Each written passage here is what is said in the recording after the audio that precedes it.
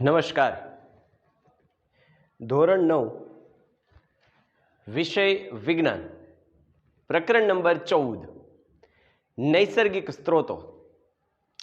અને આ નૈસર્ગિક સ્ત્રોતોમાં આપણે એવું જોયું હતું કે ભાઈ પૃથ્વી ઉપર જીવન શા માટે શક્ય છે, આ જીવન ટકાવવા માટે અજૈવિક ઘટકો કયા કયા અને તેના દ્વારા રચાતા આવરણો જોયા, જેમ કે હવા તો વાતાવરણ, પાણી એટલે કે જળ એટલે કે જલાવરણ, જમીન એટલે કે ભૂમિ મૃદાવરણ, અને આ ત્રણેય જે આવરણો ભેગા થાય અને જીવન શક્ય બનાવે છે અને તેને આપણે કીધું હતું જીવાવરણ.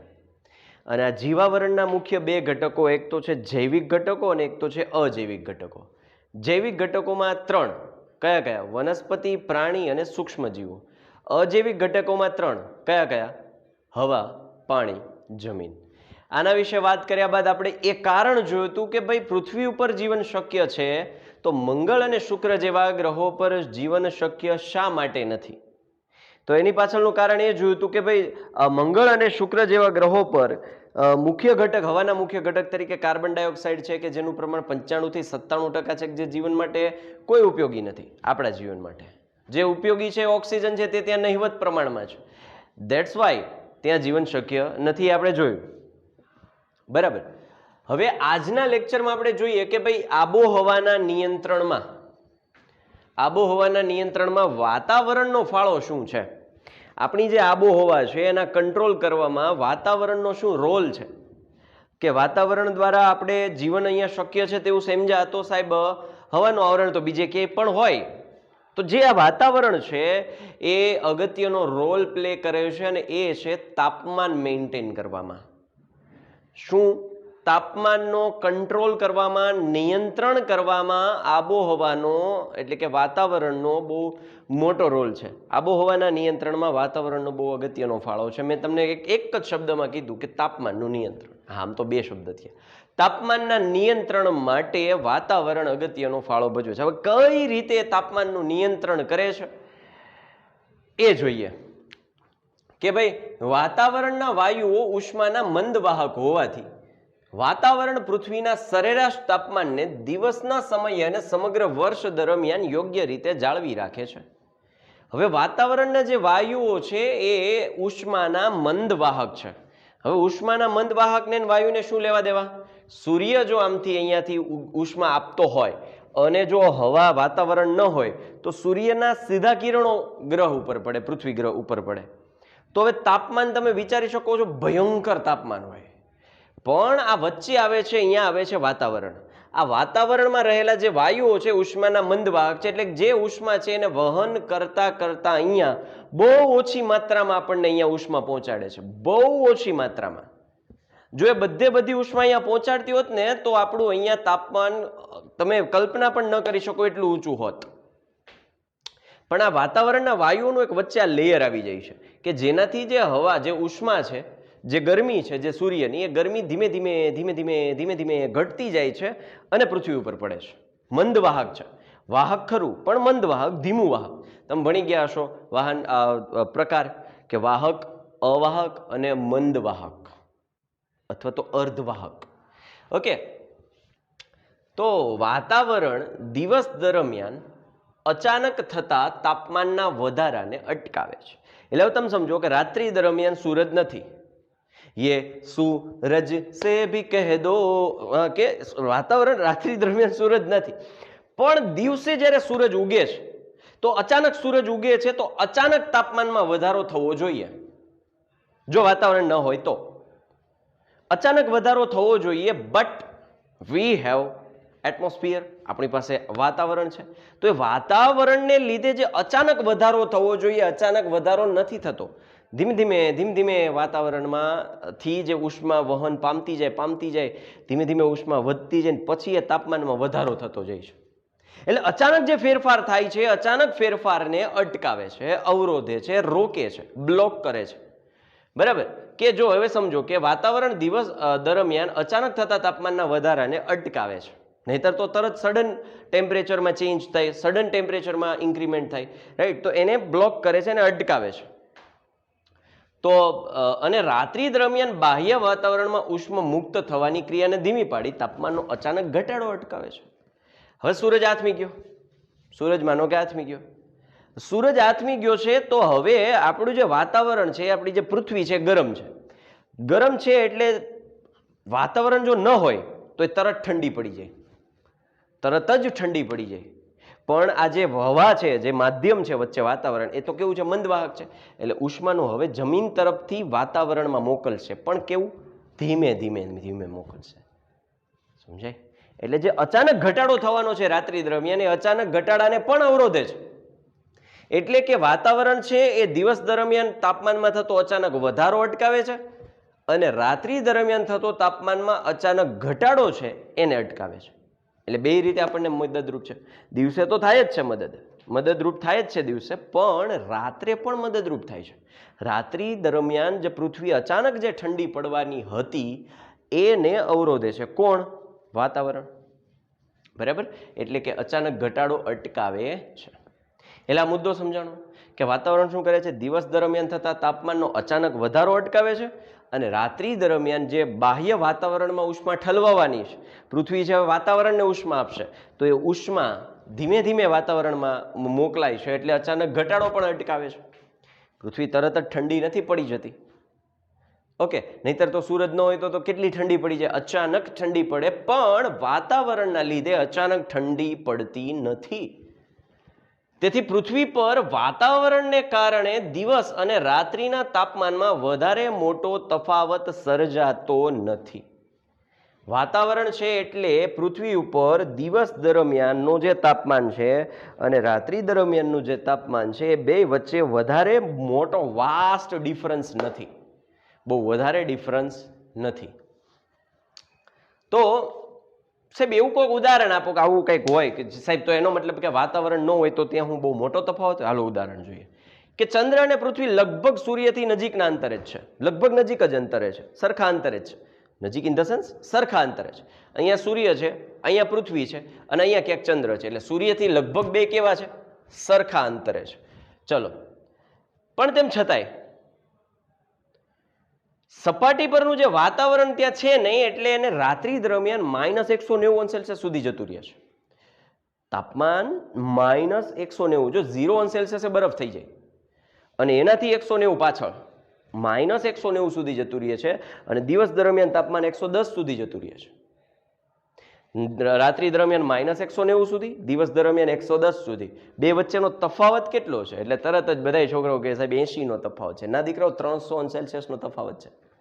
300 નો તફાવત છે. જો હું અહીંયા સમજાવું, આ 0, આ -190, આ +110, તો આ બે વચ્ચેનો તફાવત કેટલો થયો? 190 આ વત્તા 110 આ, એટલે ટોટલ થયા 300. 300 જેટલો તફાવત છે. કેટલો છે? 300 જેટલો તફાવત. રાત્રે 190 સુધી જતું રહીએ, દિવસે 110 સુધી જતું રહીએ. શું કામ? વાતાવરણ નથી. દિવસે એકદમ ગરમ થઈ જાય, એકદમ ગરમ થઈ જાય, 110 સુધી જતું રહે તાપમાન. 100 પાણી વરાળ બની જાય. અને રાત્રિ દરમિયાન 190 છે, 0 એ તો બરફ થઈ જાય. -190 સોરી, -190 જતું રહે. બરાબર? તો આ જે મોટો તફાવત છે, ઘણો મોટો તફાવત, આમ વાતાવરણના અભાવને કારણે ઘણો મોટો તફાવત સર્જાય છે. MCQમાં પૂછી શકાય કે રાત્રિ અને દિવસ અને રાત્રિ દરમિયાન ચંદ્ર પર વાતાવરણ ન હોવાને કારણે કેટલો તફાવત, તાપમાનનો કેટલો તફાવત સર્જાય છે? તો 300 ડિગ્રી સેલ્સિયસ, 300 જેટલો તફાવત સર્જાય છે. ક્લિયર થાય છે? રાઈટ? તો આ વાત થઈ કે પૃથ્વી પર વાતાવરણ હોવાનો આપણને શું ફાયદો છે, અને પૃથ્વી પર આપણને વાતાવરણ હોવાનો ઘણો મોટો ફાયદો છે, ઘણો મોટો ફાયદો છે. અને એ ફાયદો કયો છે? તો કે તાપમાનને મેન્ટેન રાખવાનો. નહીતર તો પૃથ્વીની પથારી ફરી ગઈ હોત. એ તો આપણને પૃથ્વીની આપણને બધી વસ્તુ મળી રહી છે, ઇઝીલી અવેલેબલ છે, એટલે તો આપણને કદર નથી. સમજાય ને? આપણને બધી વસ્તુ તરત મળી જાય છે. તમે ઘરે વાત, જેવી રીતે ઘરે વાત કરો છો, તમે મમ્મી પપ્પાને કહો કે પપ્પા મારે નવા કપડાં લેવા, તરત મળી જાય છે. પપ્પા મારે આ સ્કૂલમાં ભણવું, તરત તમને ત્યાં એડમિશન લેવડાવી દે છે. પપ્પા આપણે ફરવા જવું છે, ભલે 1-2 દિવસ ના પાડે પણ પછી લઈ તો જાય જ છે. પપ્પા આપણે હોટલમાં જવું, અરે હાલો.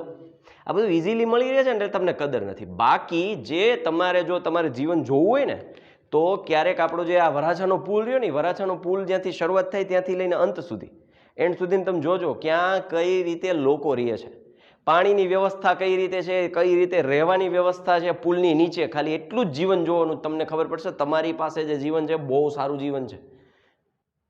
3 ટાઈમ નહીં પણ 5 ટાઈમ ખાવાનું મળી જાય છે. હા પાડો.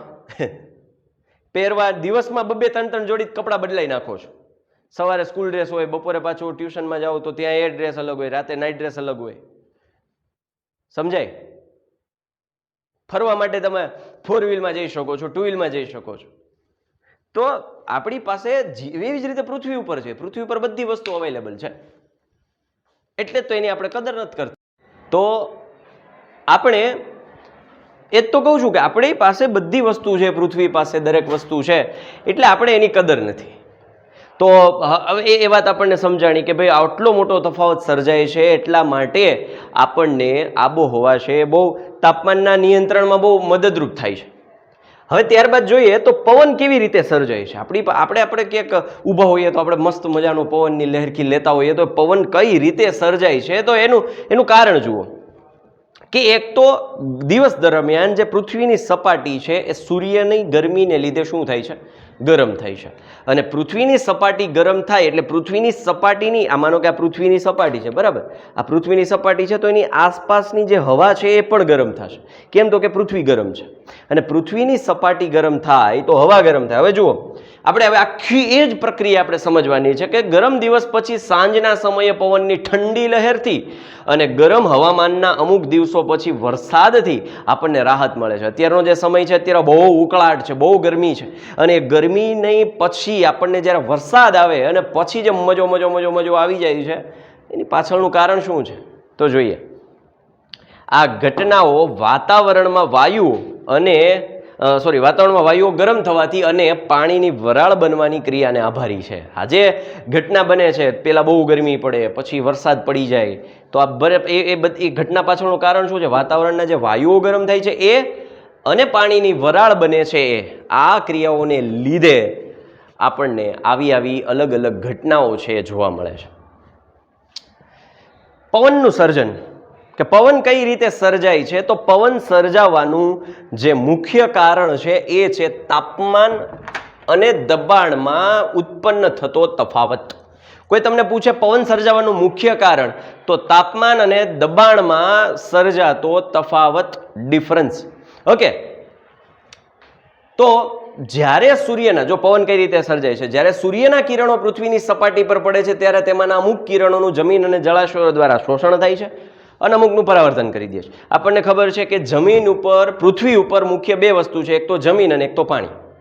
તો જે સૂર્યની ગરમી આવે છે, આ 2 વસ્તુઓ દ્વારા અમુક કિરણોનું શોષણ થાય છે, એટલે તો એ ગરમ થાય છે, અને અમુકનું એ પરાવર્તન કરી દે છે. પરાવર્તન એટલે તમે ધોરણ 8માં ભણી ગયા, કોઈ સપાટી પર કોઈ કિરણ આપાત કરવામાં આવે ને પછી એ પરાવર્તન થાય, અહીંયાથી આમ ને અહીંયાથી આમ, યાદ આવ્યું? પરાવર્તન થવું એટલે અમુક કિરણોનું એ શોષણ કરે છે અને અમુકનું એ પરાવર્તન કરે છે. તો આ પરાવર્તિત કિરણો વાતાવરણને નીચેથી ગરમ કરે છે. હવે જે શોષણ થાય છે એટલે જમીનની સપાટીને પાણી તો ગરમ થશે જ, બટ જે પરાવર્તિત કિરણો છે એ શું કરશે? જમીનની જે નીચેની સપાટી, જમીનની ઉપર હવાની નીચેની સપાટી, આ જમીન છે, માનો કે આ જમીન છે, અને એની ઉપરની હવાની સપાટી, આમ હવાની નીચેની સપાટી થઈ, એ શું થાય છે? ગરમ થાય છે. શું થાય છે? ગરમ થાય છે, બરાબર. પરાવર્તિત કિરણો વાતાવરણને નીચેથી ગરમ કરે, પરિણામે હવામાં પવનનું નિર્માણ થાય છે. હવામાં પવનનું નિર્માણ કઈ રીતે થાય છે? ડીપમાં અહીંયા જોઈશું આપણે આ ક્વેશ્ચનમાં. જમીન પાણી કરતાં વધુ ઝડપથી, જમીન છે એ પાણી કરતાં વધુ ઝડપથી ગરમય થાય છે અને વધુ ઝડપથી ઠંડી પણ થાય છે. એટલે આટલો આઈડિયા ક્લિયર રાખજો કે જમીન છે એ ઝડપથી ગરમ થાય છે અને ઝડપથી ઠંડી થાય છે. કેમ? તો કે ઘન છે, ઘન છે, ઘનના કણો નજીક હોય, ઉર્જા વધારે ઝડપથી પ્રસરણ પામે, ઉષ્મા ઉર્જા. સમજાણું? એટલે કે જમીન પાણી કરતાં વધુ ઝડપથી ગરમ અને ઠંડી થાય છે. એટલા માટે તમે ઉનાળા દરમિયાન ક્યાંક નદીએ નાવા જાઓ અથવા તો દરિયામાં નાવા જાઓ, તમને જે જમીન જેટલી ગરમ હોય, રેતી જેટલી ગરમ હોય, એટલી તમને દરિયાની સપાટી ગરમ નહીં લાગે છે. તો બધા નજીક જ, સૂર્ય એક સરખો જ ત્યાં પ્રકાશ અને ઉષ્મા આપે, તેમ છતાંય પાણી તમને ઠંડુ લાગશે, જમીન છે વધારે ગરમ, રેતી કેવી ગરમ હોય, પગઈ ન મુકાય, ખબર ને, યાદ છે ને દરિયાકાંઠે ગયા હોય. હા, તો હવે સમજાવો કે ભાઈ 3 અથવા 4 માર્કમાં પ્રશ્ન પૂછી શકે. પવન વાળો છે એ 2 ગુણમાં પૂછી શકે, પવન કેવી રીતે સર્જાય છે. અને જમીન અને દરિયાઈ પવનો સમજાવો તો એ 3 અથવા તો 4 માર્કમાં જેવી શિક્ષકને માર્ક ગોઠવવાની, પ્રશ્ન ગોઠવવાની જે પ્રમાણે વ્યવસ્થા હોય એ પ્રમાણે 3માં પૂછાય અથવા તો 4માં પૂછી શકાય. કે દરિયાઈ પવનો દિવસ દરમિયાન, પેલા તો દરિયાઈ પવનો કઈ રીતે સર્જાય છે આપણે એ જોવાનું છે. કે દિવસ દરમિયાન સમુદ્ર પરની હવા કરતાં જમીન પરની હવા વધુ ઝડપથી ગરમ થાય છે. બધાને સમજાય કે સમુદ્ર પરની જે હવા છે, માનો કે જો અહીંયા સમુદ્ર છે, સમંદર યે જમીન હે યે, આ જમીન છે, ઓલું સમંદર છે. સમંદર છે એની સપાટી, દરિયાની સપાટી પરની જે હવા ગરમ થાય છે એના કરતાં જમીનની સપાટી છે વધુ ઝડપથી ગરમ થશે દિવસ દરમિયાન, કારણ કે અહીંયા ઘન છે. આઈડિયા ક્લિયર થયો? ચાલો, સમુદ્ર પરની હવા કરતાં જમીન પરની હવા વધુ ઝડપથી ગરમ થાય છે. આ ગરમ હવા ઉપરની તરફ ઉઠે છે. આપણને ખબર છે ગરમ હવા ક્યાં જાય, તમે જોયું છે પાણીની વરાળ હોય તો આમાં ઉપર તરફ જતી હોય, જાય ને. એટલે જે ગરમ હવા થાય, હવા ગરમ થાય એટલે ક્યાં જાય? ઉપર. હવા ગરમ થાય એટલે ક્યાં જાય? ઉપર. વાતાવરણમાં ઉપર તરફ જાય. ઓકે, ચાલો. આથી જમીન પર ઓછા દબાણનો વિસ્તાર ઉત્પન્ન થાય છે. હવે જો અહીંયા જે હવા હતી એ હવા તો હવે ઉપર જઈ ગઈ, એટલે અહીંયા ખાલી પડ્યું. આ જે ખાલી પડ્યું એટલે શું થયું? અહીંયા દબાણ ઓછું થયું. દબાણ ઓછું થયું એટલે કે હવાનો જથ્થો અહીંયા ઓછો થઈ ગયો ને. હું તમને એમ કહું, એક ક્લાસમાં 100 વિદ્યાર્થી ઠૂસીને ભરી દીધા એટલે જથ્થો વધારે, દબાણ વધારે. પણ એ જ ક્લાસની બહાર કાઢી નાખું, દબાણ ઘટી જાય, કારણ કે જથ્થો ઓછો થઈ ગયો. એવી જ રીતે આજે જમીન પરની હવા વધુ ગરમ થઈ ગઈ, હવા ક્યાં વહી ગઈ? ઉપર વહી ગઈ. અહીંયા શું થયું? ખાલી પડ્યું, જથ્થો ઓછો. જથ્થો ઓછો એટલે દબાણ ઓછું થયું. તો હવે સમજો કે આથી જમીન પર ઓછા દબાણનો વિસ્તાર ઉત્પન્ન થાય છે. સમુદ્ર પરની હવા ધીમેથી ગરમ થાય છે. હવે જે અહીંયા સમુદ્ર પરની જે હવા છે ધીમે ધીમે ગરમ થાય છે, અહીંયા જે સમુદ્ર પરની હવા છે ધીમે ધીમે ગરમ થાય છે. તો હવે અહીંયા દબાણ છે ઓલા કરતાં વધારે હશે. જમીન પરનું જે દબાણ છે એના કરતાં અહીંયા દરિયા પરનું દબાણ કેવું હશે? વધારે. આ ઓછું હશે, આ વધારે હશે. એટલે હવે આપણે ભણી ગયા હતા વધુ સંકેન્દ્રણ તરફથી ઓછા સંકેન્દ્રણ તરફ. યાદ કરો આપણું 5મું ચેપ્ટર. તો કોઈ પણ વસ્તુ હોય વધારેથી ઓછા તરફ ગતિ કરે, આટલો સિમ્પલ ફંડા છે. તો વધુ દબાણથી હવા છે ઓછા દબાણ, અહીંની હવા છે ને એમ કહેશે, જો ત્યાં જગ્યા ખાલી પડી, ચાલો ચાલો આપણે ત્યાં જઈએ. એટલે હવે શું થયું? અહીંની હવા છે એ ઓછા દબાણ તરફ ગતિ કરી, એટલે કે પવનનું, એમાં વચ્ચે તમે ઊભા છો, આ હા હા, દરિયાનો પવન આવે, મજા આવે. આ કેમ? એ હકીકતમાં હવા જ છે. એ જાય છે ક્યાં? ઓછા દબાણ તરફ જાય છે. પોતે ક્યાં છે? વધુ દબાણ તરફ. એમાં વચ્ચે તમે ઊભા છો એટલે તમને એમ લાગે, આ હા હા, જીના ઇસી કા નામ હે. સમજાણું? ચલો, હવે જો અહીંયા હવે વાંચો. હવે જો આખો પ્રશ્ન તમને આ મુદ્દો સમજાશે કે આથી જમીન પર ઓછા દબાણનો વિસ્તાર ઉત્પન્ન થાય છે અને સમુદ્ર પરની હવા ધીમેથી ગરમ થતી હોવાથી ત્યાં વધારે દબાણનો વિસ્તાર સર્જાય છે. બરાબર. હવે વધારે દબાણનો વિસ્તાર સર્જાય તો આપણને ખબર છે કે હવાની ગતિ વધારે દબાણ ધરાવતા વિસ્તાર તરફથી ઓછા દબાણ ધરાવતા વિસ્તાર તરફ થાય છે. એ પછી કોઈ પણ ગતિ હોય, આપણે પ્રસરણ દરમિયાન પણ જોયું હતું, વધુ સંકેન્દ્રણ તરફથી ઓછા સંકેન્દ્રણ તરફ દ્રવ્યનું વહન થતું હતું. એવી જ રીતે પવન પણ, એટલે કે હવા પણ વધારે દબાણ તરફથી ઓછા દબાણ તરફ વહન કરે છે. અને આને જ શું કહેવાય? પવન. પણ કેવા? દરિયાઈ પવનો. કેમ? તો કે દરિયા તરફથી જમીન તરફ જાય છે. એટલે કે દરિયાઈ દિવસ દરમિયાન આ રીતે સર્જાતી દરિયાઈ પવનની દિશા સમુદ્રથી જમીન તરફ હોય છે. શું કામ સમુદ્રથી જમીન તરફ હોય? તો કે સમુદ્રની ઉપર જે હવા છે એ ઓછી ગરમ છે. ઓછી ગરમ છે એટલે દબાણ ત્યાં વધારે છે. દબાણ ત્યાં વધારે છે, જમીન ઉપરની હવા વધારે ગરમ છે, એ તો ઉપર જતી રહી. साथ छोड़ के ऊपर चली गई तो यहाँ पे जगह खाली, तो जग्या खाली है तो ओली जे વધારે દબાણવાળી છે આ બાજુ આવશે, એટલે દરિયાઈ પવનો છે એ દરિયા તરફથી જમીન તરફની દિશામાં વહન પામે. ક્લિયર થયો આઈડિયા? આટલા આઈડિયા ક્લિયર થયો કે ભાઈ આ અહીંયા દરિયાઈ પવનો છે કઈ રીતે અહીંયા વહન પામે છે? તો કે દરિયા તરફથી જમીન તરફ. શું કામ દરિયા તરફથી જમીન તરફ? ફરીથી એક વખત કહું છું કે દરિયાની હવા છે એ જમીનની હવા કરતાં ધીમે ધીમે ગરમ થાય છે, અને દરિયાની હવા ધીમે ધીમે ગરમ હવા થાય તો ત્યાં દબાણ છે એ વધારે હોય, અહીંયા ઝડપથી ગરમ થઈ પોતે તો ઉપર જતી રહી, જગ્યા ખાલી છે, દબાણ ઓછું છે, વધારેથી ઓછા તરફ, એક જ કન્સેપ્ટ. ક્લિયર? ઓકે. હવે જોઈએ જમીનના પવનો. તો રાત્રે જમીન તેમજ સમુદ્ર બંને ઠંડા પડે છે. રાત્રિ દરમિયાન આપણને ખબર છે જમીન ઠંડી પડશે અને સમુદ્ર ઠંડા પડશે, પણ પાણી છે એ ધીમે ધીમે ઠંડુ પડશે અને જમીન ફટાક દઈને ઠંડી પડશે, એટલે કે ઝડપથી ઠંડુ પડશે. રાત્રે જમીન તેમજ સમુદ્ર બંને ઠંડા પડે છે, પરંતુ પાણી કરતાં જમીન વધુ ઝડપથી ઠંડી થાય છે. બરાબર? પાણી કરતાં જમીન છે કેવી વધારે ઝડપથી ઠંડી થાય છે. આથી જમીન પરની હવા સમુદ્ર પરની હવા કરતાં વધારે ઠંડી થતા, 2 મિનિટો, સોરી. આથી જમીન પરની હવા સમુદ્ર પરની હવા કરતા વધારે ઠંડી થતાથી દરિયાઈ સપાટી પર ઉચ્ચ દબાણ સર્જાય છે. બરાબર? આથી રાત્રિ દરમિયાન પવનની દિશા જમીનથી સમુદ્ર પરની હવા કરતા વધારે ઠંડી થતા દરિયાઈ સપાટી પર નીચું દબાણ સર્જાય છે. ઓકે, કારણ કે સમુદ્ર પરની હવા છે એ વધારે ઠંડી છે, એટલે ત્યાં દરિયાઈ સપાટી છે એ સમજાણું, નીચું દબાણ સર્જે. કેમ? તો કે એ હજી ગરમ છે. જમીન પરની હવા સમુદ્ર પરની હવા કરતા વધારે ઠંડી છે, એટલે દરિયાઈ સપાટી પર નીચું દબાણ સર્જાય છે અને જમીન પર ઊંચું દબાણ સર્જાશે. ઓકે. આથી રાત્રિ દરમિયાન પવનની દિશા જમીનથી સમુદ્ર તરફની હોય, એટલે જમીન ઉપર વધારે દબાણ છે અને અહીંયા ઓછું દબાણ છે, એટલે વધારેથી ઓછા તરફ. એટલે હવે જમીનથી દરિયા તરફ વહન પામશે. કોણ? પવન. ચલો, આઈડિયા ક્લિયર થાય છે આપણો. તો હવે આપણે શું સમજ્યા કે જે કંઈ પણ ગતિ છે એ વધારે દબાણથી ઓછા દબાણ તરફ હોય, આપણો કન્સેપ્ટ ક્લિયર. તો હવે અહીંયા જો રાત્રિ દરમિયાન દરિયાઈ સપાટી પર નીચું દબાણ હોય અને જમીન પર ઊંચું દબાણ હોય. બરોબર? એટલે જમીન ઉપર ઊંચું દબાણ છે, તો હવે પવન કેમ જશે આમ? હવે તમારે આવો અખતરો કરવો હોય તો કરજો. તમે દિવસે કોઈ દરિયાએ જાઓ ને તો તમને પવન આમ આવતો હશે, પણ રાત્રે એટલે મોડી રાત્રે, પાછા 7 વાગે જઈને ઊભા ન રહેતા, મોડી રાત્રે તમને પવન છે જમીન તરફથી દરિયા તરફ વાતો હશે. કેમ? તો કે જમીન ઉપર ઊંચું દબાણ છે, દરિયા ઉપર નીચું દબાણ છે, એટલે પવન કેમ વાશે? આ બાજુ. રેડી? ઓકે. તો જુઓ, આથી રાત્રિ દરમિયાન પવનની દિશા જમીનથી સમુદ્ર તરફની હોય છે.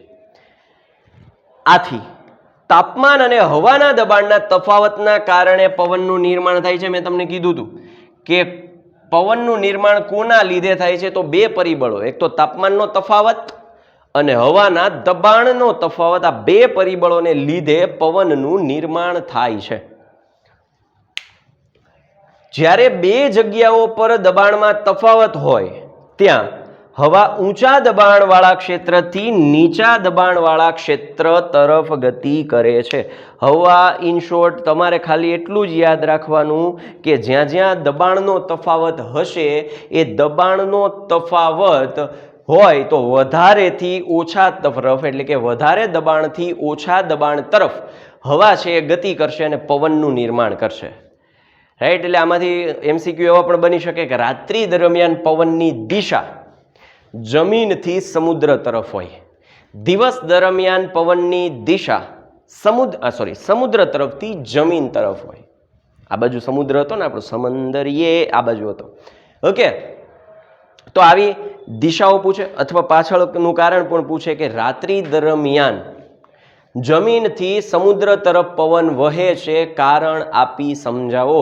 તો આમાંથી 2 માર્કનો પ્રશ્ન પણ બની શકે. બરાબર? 2 માર્કનો પ્રશ્ન એમ પણ બની શકે કે દિવસ દરમિયાન સમુદ્રથી જમીન તરફ પવન શા માટે વાય છે, કારણ આપો. ત્યારે તમારે એમ કહેવાનું કે દિવસ દરમિયાન જમીનની સપાટી સમુદ્રની સપાટી કરતાં વધારે ઝડપથી ગરમ થાય છે. આથી જમીન પરની હવા વધારે ઝડપથી ગરમ થવાના કારણે હવામાં ઉપર ચડે છે.